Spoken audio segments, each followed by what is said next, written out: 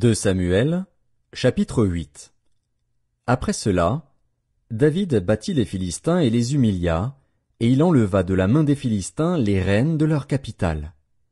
Il battit les Moabites, et il les mesura avec un cordeau, en les faisant coucher par terre. Il en mesura 2 cordeaux pour les livrer à la mort, et un plein cordeau pour leur laisser la vie.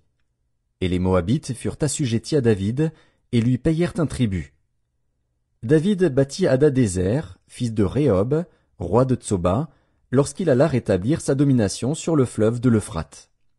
David lui prit 1700 cavaliers et 20 000 hommes de pied. Il coupa les jarrets à tous les chevaux de trait et ne conserva que 100 attelages.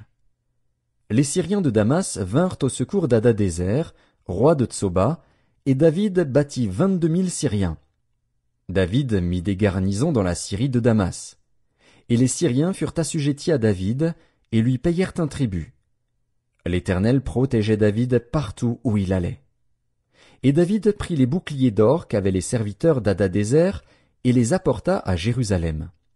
Le roi David prit encore une grande quantité d'airain à Béthar et à Bérotaï, ville d'Hadadézer.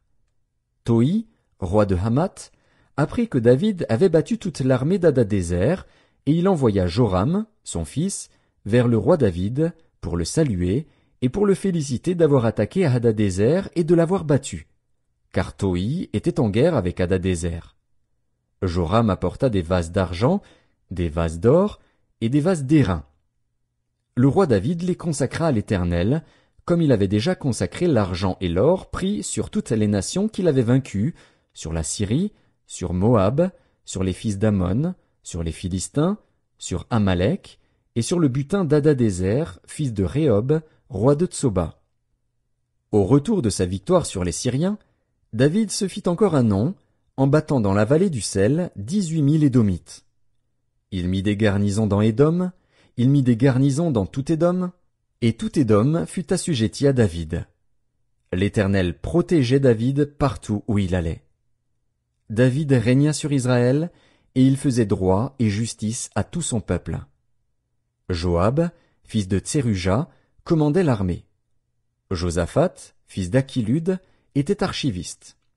Tsadok, fils d'Achitub, et Achimélec, fils d'Abiatar, était sacrificateur. Séraja était secrétaire. Benaja, fils de Jéhojada, était chef des Kérésiens et des Pélétiens. Et les fils de David étaient ministres d'État.